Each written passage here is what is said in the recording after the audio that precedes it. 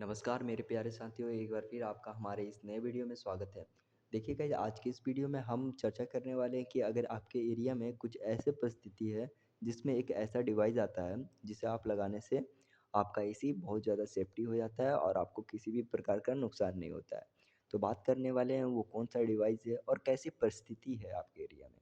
तो बात कर रहे हैं हम लोग आपके एरिया के वोल्टेज की, आपके एरिया के आपके करेंट वोल्टेज, इसी के बारे में बात करने वाले हैं कि आपके एरिया में कितना वोल्टेज है, कितना नहीं है। ऐसे फ्लक्चुएशन होते हैं आपके वोल्टेज में ताकि आपका एसी जो है वो सही तरीके से काम नहीं करता है और आपको कई प्रकार के नुकसान देखने को मिलते हैं आपके एसी में। तो इसी नुकसान के बारे में बात करने वाले हैं और कैसे इसका छुटकारा होगा, आपके किस प्रकार से वोल्टेज सही आएगी और किस प्रकार से आपका एसी सुरक्षित रहेगा। तो चलिए शुरू करता हूँ आज का ये वीडियो। बात कर रहे हैं हम लोग एक बहुत ही अच्छे स्टेबलाइज़र के बारे में, जिसके द्वारा आप अपने एसी को मेंटेन रख पाएँगे, वोल्टेज से आप बचा पाएँगे। देखिए गाइस, कभी-कभी आपको पता होना चाहिए कि वोल्टेज बहुत ज़्यादा फ्लक्चुएट होता है, जिसके कारण आपके जो इंटरनल जो डिवाइस होते हैं एसी के अंदर, जैसा कि पीसीबी, कंप्रेसर आदि ऐसे बहुत सारे डिवाइसेज़ होते हैं, कंपोनेंट होते हैं जो ज़्यादा वोल्टेज, कम वोल्टेज होने के कारण वो ख़राब हो जाते हैं। उनमें शॉर्ट सर्किट हो जाता है या फिर ज़्यादा वोल्टेज चले जाने से वो जल जाता है। ऐसे तो आप सुने ही होंगे कि आपके एरिया में या फिर कहीं भी एसी जल गया, फट गया। ये कभी-कभी हाई वोल्टेज, लो वोल्टेज के कारण भी होता है। तो देखिए गाइस, मैं बात कर रहा हूँ कि अगर आपके एरिया में कम वोल्टेज आता है, जैसा कि कभी 230 आता है, ऐसे ही आता है, लेकिन कभी 250 हो जाता है, 270 हो जाता है या फिर एक ही बार गिरकर 150, 170, 190 तक आ जाता है। तो आपको ऐसी परिस्थिति में एक अच्छा स्टेबलाइज़र लेना चाहिए। अगर ज़्यादा फ्लक्चुएट हो जाता है, जैसा कि 230 आ रहा है, लेकिन अचानक से 170, 190 हो गया, तो आपको 150 से उठाने वाला कोई, यानी 150 एसी वोल्टेज से उठाने वाला कोई स्टेबलाइज़र खरीद लेना चाहिए।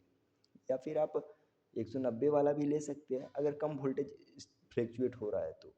तो ऐसे परिस्थिति में आप एक अच्छे स्टेबलाइज़र खरीदें और आपका एसी को मेंटेन रखें, सही से रखें, ताकि आपको किसी भी प्रकार का नुकसान ना हो आपके एसी में या फिर किसी भी प्रकार का खतरा ना बना रहे।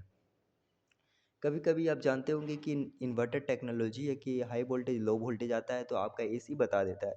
लेकिन कभी-कभी क्या होता है कि ज़्यादा ही हाई वोल्टेज आने के कारण पीसीबी जल जाती है, उस समय आपको क्या बताएगी? जब वो खुद जल गई पीसीबी, ऐसे में आपको एरर देखने को मिलती है, पीएच, P1, P2 इस तरह के एरर आपको देखने को मिलती है। लेकिन ज़्यादा वोल्टेज आने के कारण क्या होता है कि पीसीबी जल ही जाती है।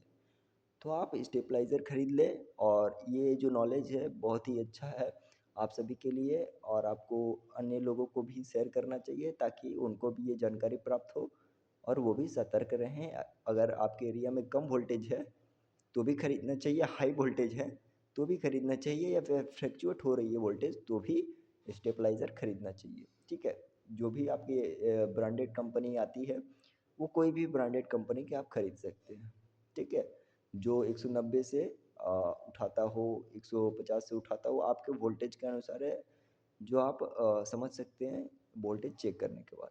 वोल्टेज चेक करने के लिए आपको मल्टीमीटर भी खरीद लेना चाहिए या फिर वो क्लैंप मल्टीमीटर लेकर आप अपने एसी में वो विभिन्न प्रकार की बीमारी को भी पहचान सकते हैं। इसके लिए भी मैं एक सेपरेट वीडियो बनाऊँगा। अगर बनाना है तो कमेंट कर दीजिए, मैं ज़रूर बनाऊँगा। तब तक मिलते हैं एक और नए वीडियो में। जय हिंद, जय भारत दोस्तों।